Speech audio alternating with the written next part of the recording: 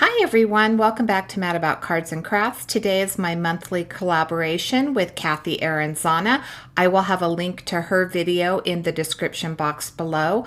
We are playing with embossing paste and embossing powders. Let's jump into the products. I'm using Broken China Distress Oxide, Vintage Photo Distress Ink, as well as Ground Espresso Distress Ink.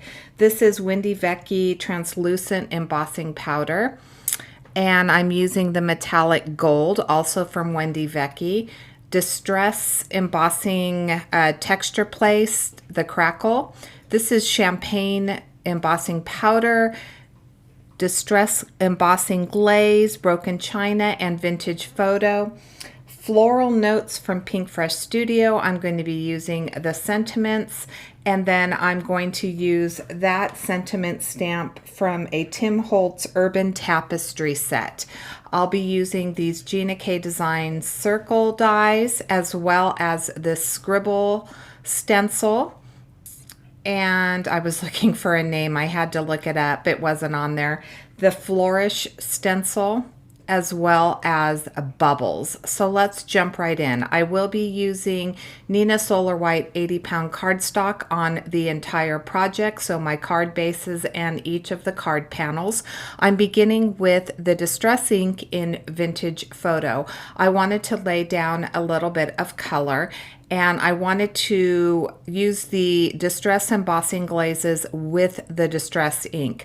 Now, just a word of warning, the Distress ink is water reactive, so I am going to get a little bit of smearing of my ink blending and my stamping, which is just fine. It worked out beautifully. I was really happy with the end result. So I started by laying down that Vintage Photo with my Amazon blender brush, and I'm just using, I'm not, keeping any sort of pattern. I knew I wanted to keep it fairly narrow, and I'm using that Ground Espresso here and the stamp from the Tim Holtz Urban Tapestry stamp set. I didn't look at the stamp and realize that there was a solid rectangle sentiment within the sentiment, so that's where those lines came from. I'm going to use the translucent paste because I really wanted to show how the Distress Embossing Glaze, which itself is translucent, was going to affect the color underneath and how it would look different. So I'm going to tap on some of the Broken China, and I'm being very careful not to cover the entire thing. I don't want everything covered up. I made sure to put the translucent embossing paste onto the white cardstock where I didn't use the ink blending, so that you can see the difference in the Broken China. Here I am using that Flourish stencil, and I'm going to add the Distress Texture Paste Crackle, and I'm going to put this on with a very light coat, and then I'm going to sprinkle on all over the entire image the Vintage Photo. All of these I do set aside. I let them sit for about an hour, and I did wash my stencils and my knife immediately after doing the adding the embossing paste to my stencils. So here's the beautiful metallic gold from Wendy Vecchi. I wanted to see what embossing powder, whether it would show up, what it would do. I had never tried this before with a colored embossing paste. So here we're adding the gold embossing paste to the Scribbles stencil, and then I'm going to use that Gina K Design Champagne embossing powder. Now the champagne embossing powder is no longer available over at the Gina K Design store. Unfortunately, it's been discontinued, sadly, because it's such a beautiful color. So the only change I think that I would make to this one right here is, instead of tapping this on, I think I would have rather have sprinkled it on. I wanted to see, I'm making sure to not cover the entire project because I want to make sure that you can see where the embossing paste was and wasn't. Here everything has dried. I am using my embossing tool. I did heat this initially from behind. It's been heated up for about 30 seconds. If you look to the right, you can see where that translucent embossing paste was over the white paper and how different that broken china looks when it's over the vintage photo and when it is just over the white paper. I'm going to dry the crackle paste, and you can see that it actually ends up muting some of that vintage photo, and I love the antique look of this. I will be doing this more with these colors. I thought that white embossing paste with the vintage photo was just beautiful. So here I heated this from behind, and now I'm going to heat the embossing powder, and you can see the difference where the champagne embossing powder is and where the gold embossing paste is. One of the things that I noticed that I didn't get, and I see some people get, is I didn't get any of the bubbling. I had absolutely zero bubbling, and I did leave my heat tool on there quite a while, so that really surprised me. I love that crackle one. Here's a look, as I said, showing you the embossing paste and the broken china, as well as it over the vintage photo. I am going to cut these panels down. I don't have the dimensions in front of me. I will link them in the description box below. But this one I'm actually going to come back in and cut again because I decided that I didn't want as much white space on this. I knew this one I was going to cut pretty close, leaving just a very slight white border because I was going to center this on my card base. All of my cards are going to be 4 1/4 by 5 1/2.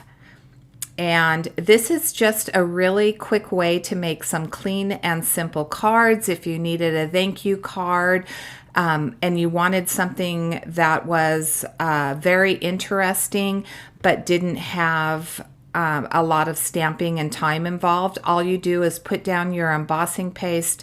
The most time-consuming part of this was the dry time. So here's where I'm cutting that panel down just a little bit more. It's gorgeous. This piece is just so gorgeous. I think it was my favorite. Let me know at the end of this video. Leave a comment in the box and let me know which one of the 3 cards is your favorite. I am taking a circle from the Gina K Designs circle dies that I had, and I'm going to stamp a sentiment from the Floral Notes. It says happy birthday. I'm using the same antique or vintage photo, embossing powder.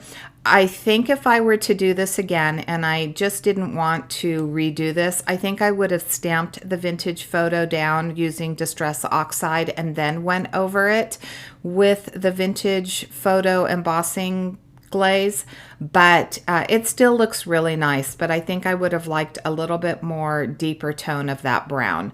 So I'm going to add that embossing powder and then I'm going to dry it.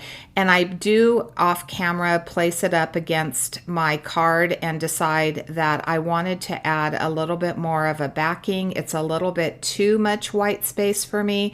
And so I'm going to cut a second circle that's going to be just slightly larger than this one.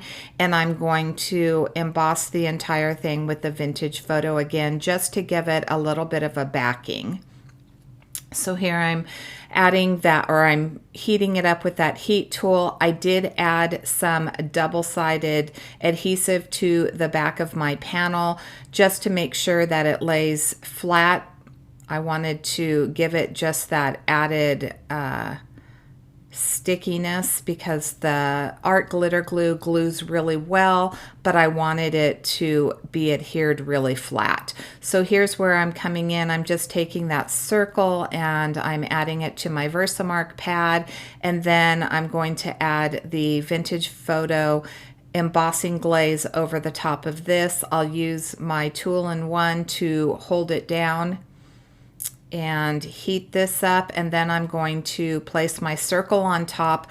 I will add some foam adhesive to the back. I wanted to add a little bit of dimension to this. So I'm going to use my art glitter glue, put it on the back of that circle, and then we'll place that on the card. I do end up placing it in the lower right hand, just a little bit right of center. And I did get a little bit of, I had something on my tweezers, on my reverse tweezers, so here we go. We're going to add that foam tape to the back to get that little bit of dimension. If you haven't subscribed to my channel, I would absolutely love for you to subscribe and ring the bell so that you're notified whenever I do upload a video. Cathy and I do these challenges once a month. We choose one technique or just a style. And so, as I said, this one was using embossing paste with embossing powder. There is card number 1. So I've added the same foam adhesive to the back of this. I'm going to center it on my card panel. And then I'm going to bring in a little strip die cut. This is a paper tray ink die cut. And I'm going to add the sentiment, thinking of you, or thanks so much, I believe. It's going to say thanks so much. And here I'm going to use the Gina K Design Champagne embossing powder. I did treat this with my anti-static tool before I did any of the heat embossing.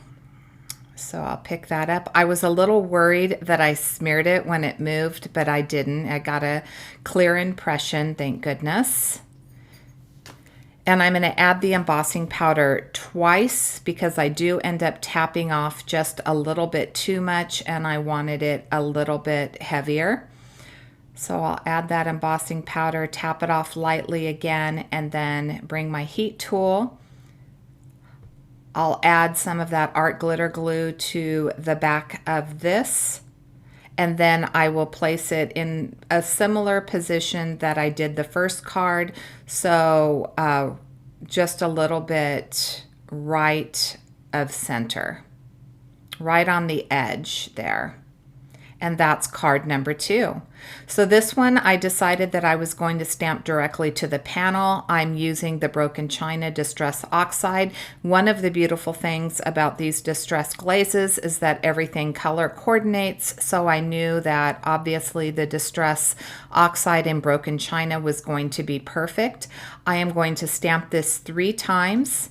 And then I am going to add some fun foam to the back of this panel, and I will adhere it to my card base more to the left than to the center.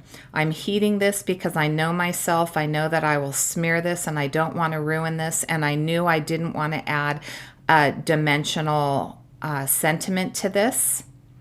And that's going to be my final card. So again, as I said, make sure that you head over to Cathy's channel to see what she created. I want to thank you so much for joining me today. I'll show you some close-ups. Have a fabulous day.